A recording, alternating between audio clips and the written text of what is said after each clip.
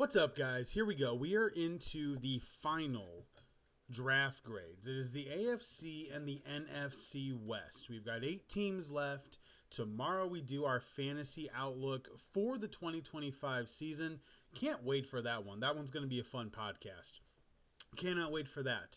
But first, we've got the final 8 teams. How did they do in the draft? Did they fix the issues they had? Are there potential stars coming down the line? Let's find out.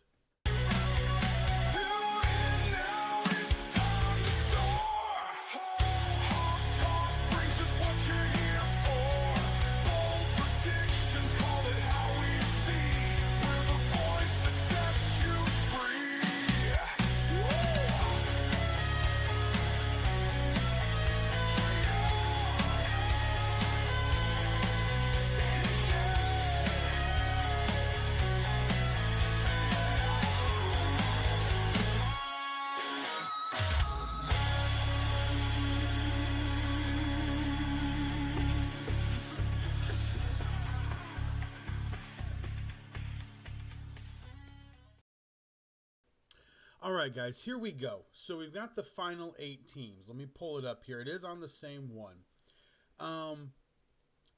Really simply, I know, and I'm sure Rams fans are looking there going, see, there's a reason for that. There is a reason for that. But we're going to start with the Denver Broncos.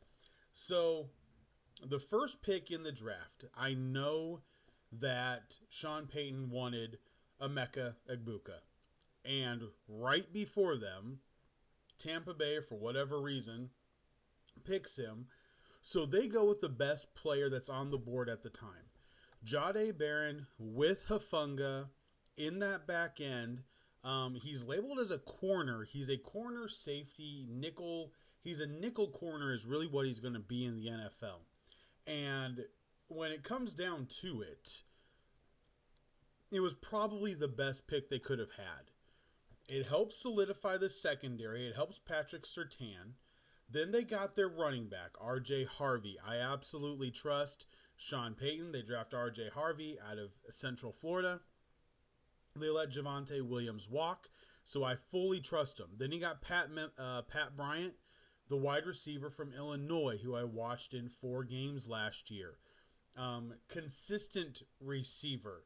Not necessarily the guy that's going to take everything off the top, but a decent-sized guy. 6'2", 205 pounds, a really solid wide receiver. And then they got 2 edge rushers, one from LSU and one from Alabama. Normally, you can't go wrong with either one of those two. Savion Jones and Q Robinson both made impact plays in big games. And then they got Jeremy Crawshaw, the puncher from Florida, and they closed it out with getting Caleb Lorner, the tight end from Utah, which is a 6'7", 250-pound tight end. I think Caleb has sneaky potential. They signed Evan, they got Evan Ingram. I think Caleb has sneaky potential as the second tight end.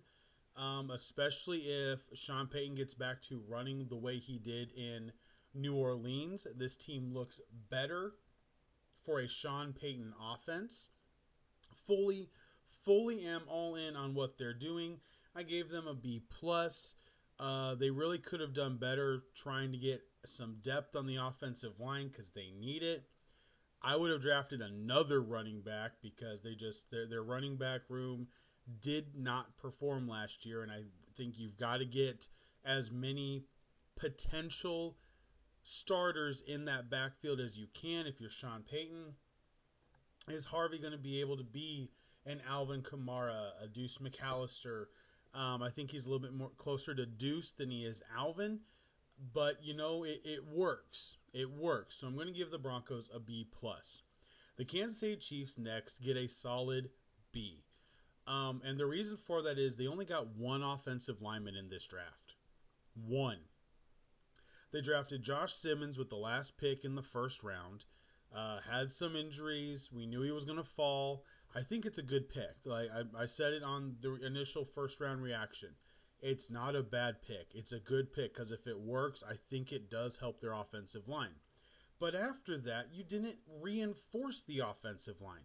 You went defensive tackle, Omar Norman from Tennessee. Then you went edge rusher, Gelati from Louisville. Then you went corner, Williams from California. Then in the fourth round, they go Jalen Royals from Utah State, Jeffrey Bassa, the linebacker from Oregon, and then Brashard Smith, the running back from SMU, which you're going to a team. They don't have Samaje Perine anymore. Hunt is already coming back. Pacheco, who knows what's going to happen. He did not look the same after the injury. I hope he can come back stronger because he looked really good in the 23 season. So we'll see what happens. All in all, I can give them a solid B. They need more depth on the offensive line. If anybody gets injured, they're once again scrambling. And that's why, teams that have drafted 2-3 offensive linemen this draft, it's easier to give them a higher grade because they're getting the depth they need. They're getting what they need to be able to protect their quarterback, to run the ball the way they need to. The Chiefs, for everything they do well, they just don't have a deep offensive line, and they rely on Patrick Mahomes to be an amazing quarterback with weapons that are constantly injured or in legal trouble. So I know we haven't seen the full thrust of what Kansas City can be, but I really don't know how this one is going to work out. I really don't. The way that everything is set up, this team is not ready, or we aren't ready because this team has a lot of unknowns. If Rice is healthy, if Worthy's healthy, if they're not in legal trouble, there's a lot of different things with this. So that's what I'm kind of waiting to see. But give them a solid B. Now, the Los Angeles Chargers, Jim Harbaugh, once again, my goodness, kicked it out of the ballpark because he went with the value where he was. They didn't have to make any huge moves, and it worked. First pick, Amarian Hampton, because the Cowboys ended up drafting Tyler Booker, and then the Broncos didn't draft Hampton either. They went with Barron. He gets Amarian Hampton to be able to be next to Najee Harris. They now have a 2 running back, absolute killer head in the backfield. Then he gets Trey Harris, which I told you guys, if you remember from the position rankings, Trey Harris to me is one of those guys where his potential is sitting there. He can be that guy, but in an offense where he doesn't, Ladd McConkey was the number 1. He can move to the soft side now, put Trey Harris on the other side. I think this works really, really well. Jim Harbaugh, that he is a sleeper, and you'll find out tomorrow in the fantasy. Trey Harris is a sleeper receiver. He's got Justin Herbert throwing to him. Ladd McConkey will not be the only option. And the way that this is now set up, they have a couple other draft picks that could also contribute.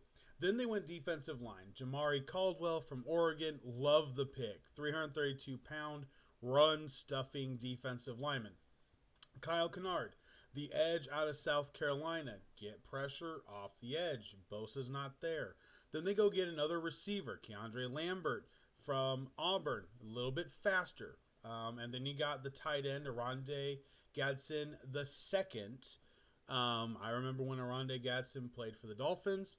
Oronde Gadsden II is a tight end tweener. He's not a full-blooded tight end, but he is big. He's 6'5", 245 pounds, plays really well, and in this offense, I think fits really well. Then they got an offensive tackle, depth, Branson Taylor from Pittsburgh. Then they get 2 safeties, R.J. Mickens and Bridges from Florida. I love the draft. I think they could have done a little bit better to solidify the depth of the offensive line is the only reason I'm going to go A-. You did get Herbert weapons, which I know most would argue was the biggest thing. And you kicked it out of the ball. You absolutely kicked it out of the ballpark.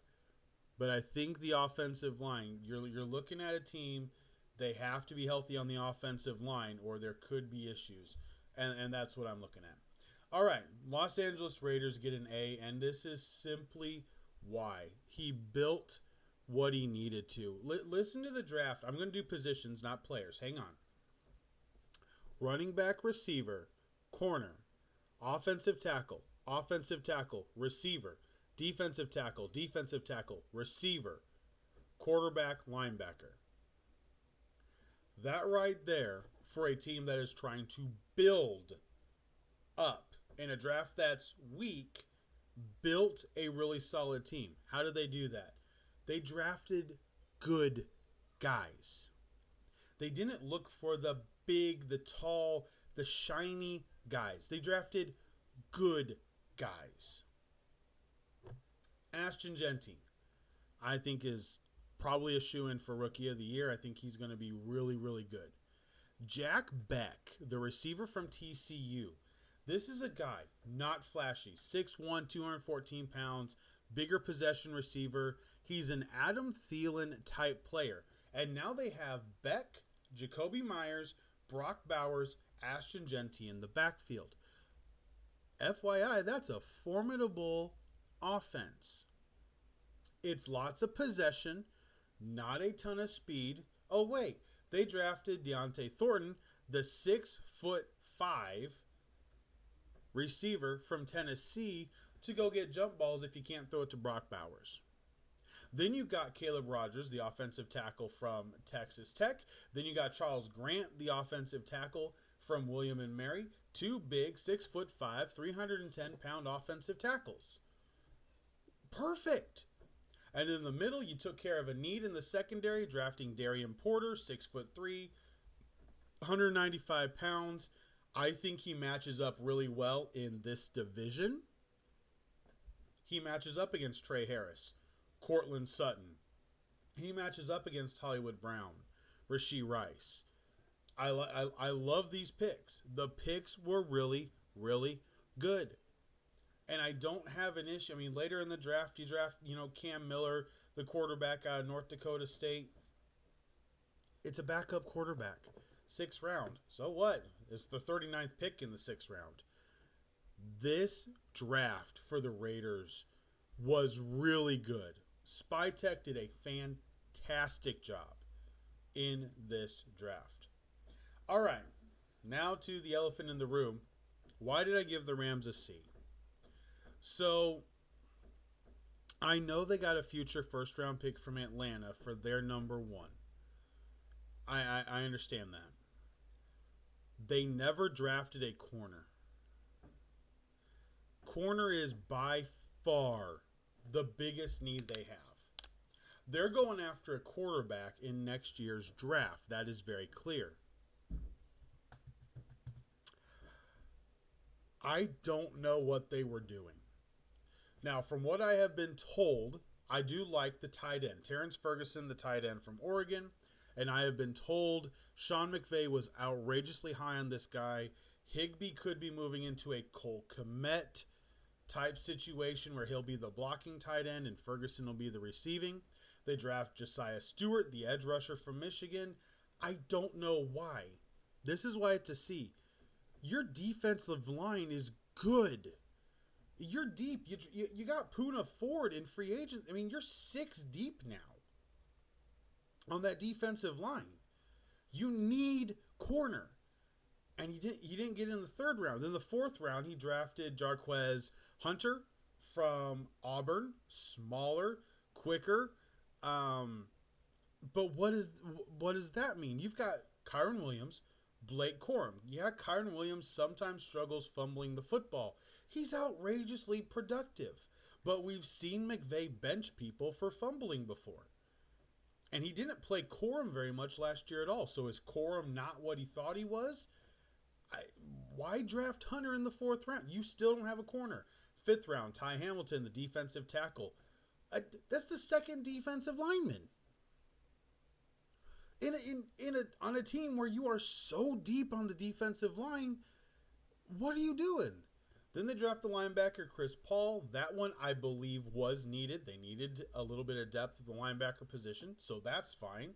And then they drafted in the 7th round, which I'm not going to really worry about, Mumfield, the wide receiver from Pittsburgh.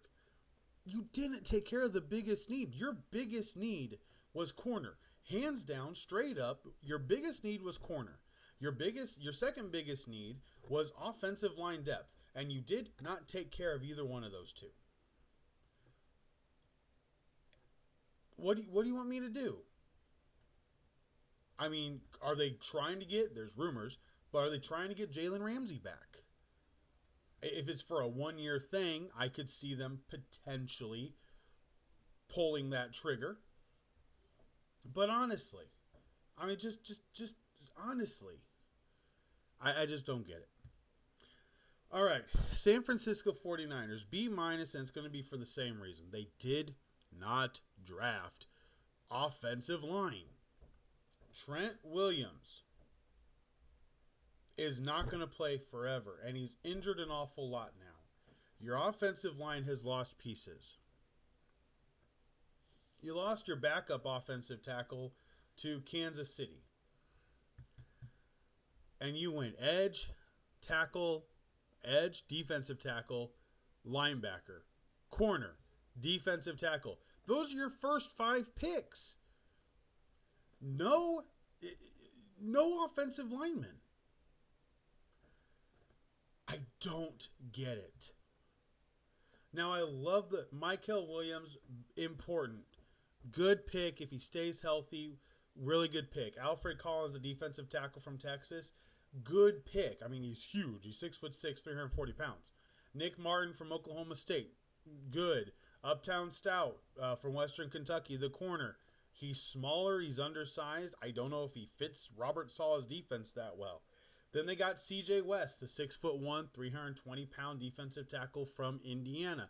I love this pick. I told you I was hoping he would get drafted, and congratulations to C.J. West to get drafted from IU in the 4th round. That is a big deal for IU. I know those Ohio State fans are like, woo, 4th round. Listen, to have a player drafted before round number 6 is fantastic for IU, and he's worth it. He deserves it. He can play. Then in the 4th round, late, they get Jordan Watkins, the receiver from Ole Miss. Then they draft in the 5th round Jordan James, the running back from Oregon. Now, here's my sleeper with him. He could end up being a vital part of this team if McCaffrey gets injured again. Just saying. He could be a vital part of this team if McCaffrey gets injured again. Then they drafted the safety, Sigel from Kansas State. Curtis Rourke as a backup quarterback. I love in Kyle Shanahan's offense. I really like Rourke for that. Then they finally draft a guard in the 33rd pick of the 7th round. Connor Colby out of Iowa. Could he end up being decent? Sure. But the reality is, I can't have any faith in your offensive line. I'm sorry, San Fran, John Lynch. Your offensive line is teetering. And you've got a quarterback that cannot escape the pocket, cannot play on his own, and you want me to trust it? Heck no. So B- for the Niners. Good players, good picks, but you didn't take care of needs. The Cardinals, B+. Defense. Jonathan Gannon got the defensive side of the ball. My only criticism, again, offensive line. Got to protect Kyler Murray, and you got to be able to run the ball. But Walter Nolan, the defensive tackle from Ole Miss, fits his defense perfectly. With Josh Sweat, I think it's beautiful. Will Johnson fell to them in the 2nd round. If he's healthy, he's going to be the best corner in this draft. I like Barron. I like Revel. Travis Hunter's going to be more offense than defense.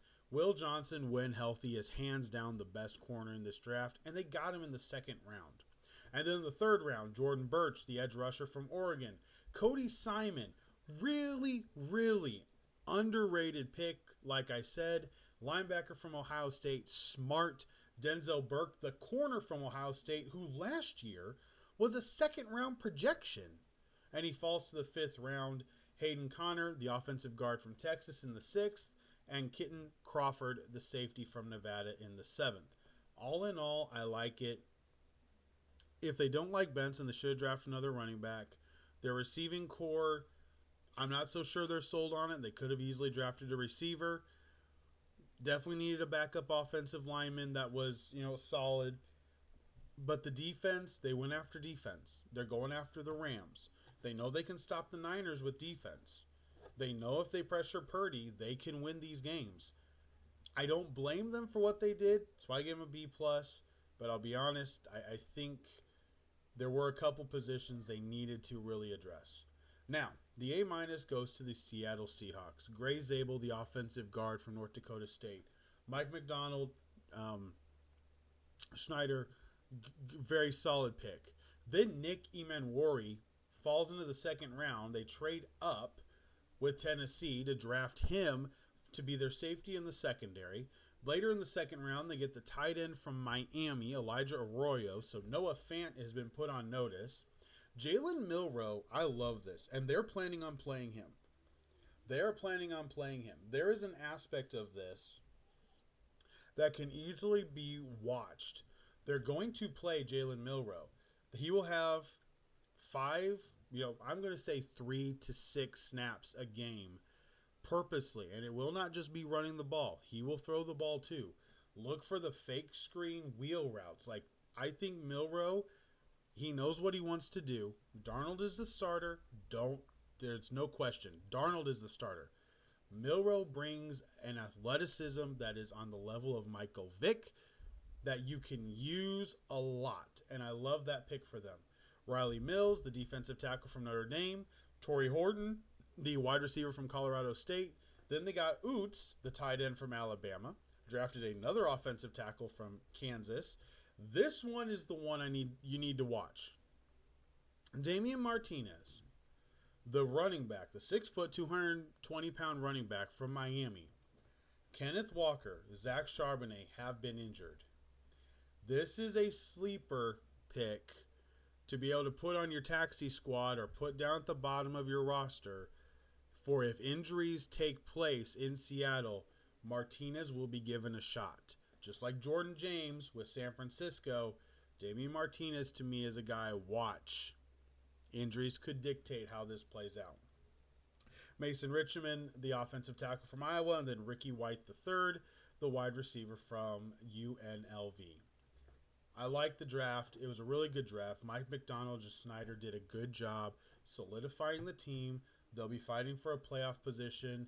Not going to give that away right now. We're going to do that all in the preseason. And really the next NFL thing, honestly, is probably going to be, as far as the big thing, will be the schedule release, which is in less than 2 weeks now. And, we're going to do some fantasy stuff. I got some more nostalgia series. We got the NBA playoffs that has been rolling right along. We're going to get to a lot of that next week, kind of recapping the series and looking at what's going on because we're into the conference semifinals. So we'll be doing a couple different things. We are now in May 1st. So everything will slow down here in about a month. We'll be looking at some baseball, and we'll slow it down for about a month or two before the NFL really kicks back up, and then we'll be back to 5 days a week. But that is it for the draft grades. There were some clear winners and losers. I know the Rams got that extra first-round pick next year, and I put that in with the Browns, and I put that in with them. But I don't think the Falcons are going to be a top 15 pick. I think they're going to be in the 20s, which means you've got potentially the Rams, who are going to be, in my estimation, just let it out of the bag now, I think they make the conference championship game. So at very best, you're going to have 2 picks between 20 and 29 or 30 at the very best. I think the Falcons make the playoffs. I don't think, with the way the season's going to play out, the schedule is going to matter, which is why I'm waiting for my predictions for the year when it comes to, because if you guys remember, I do 3 record predictions. One right after the schedule releases. Then I do one pre-training camp before everything kind of irons itself out. And then after everything irons itself out, I do my final one right before the season opens, and that is the official one I run with for the year. So I'll do my initial one, obviously, but my initial one, based off of just the opponents, Atlanta's going to be a 10 to 12 win team just because of the schedule. The schedule kind of works for them. So I don't know. I don't know if that draft pick is going to be as valuable as the Browns is getting it from Jacksonville. But we'll have to see. It's football. 2 years ago, do not forget this, 2 years ago we had over 70 quarterbacks start a game. And we had fantasy champions win that didn't deserve to win necessarily because of the injuries alone. It was a wild year in fantasy because everybody's quarterback was injured and you just kind of ended up basically getting lucky. It wasn't off of really how, built your team. Well, it is the same thing. If everybody's healthy, these teams have certain levels. Injuries play a huge part, and we expect some. We don't expect others that happen. So we'll see what happens. But draft reaction is over. We'll have the fantasy outlook tomorrow, the early fantasy outlook tomorrow, and then we're going to head into the weekend. I appreciate each one of you guys. Thank you guys so much. Hopefully it's been a good week. Have a fantastic Friday. Make it the best Friday you can heading into the weekend. Hit the weekend strong on your best foot. I appreciate you hanging out. Please like, please subscribe. It helps me out. And trying to grow. Got a couple different things. Going to be announcing other places tomorrow. I'm opening the podcast with all the information about the fantasy leagues that I have and how you can join up. So really excited about that. Have a fantastic night. That is it. That is all. That's how we're going to end. I got to head out to work. You guys have a fantastic rest of your evening and a great day Friday. I will talk to you tomorrow night. For Sports Talk with Hawk, I am Hawk, and I'm out. See you later.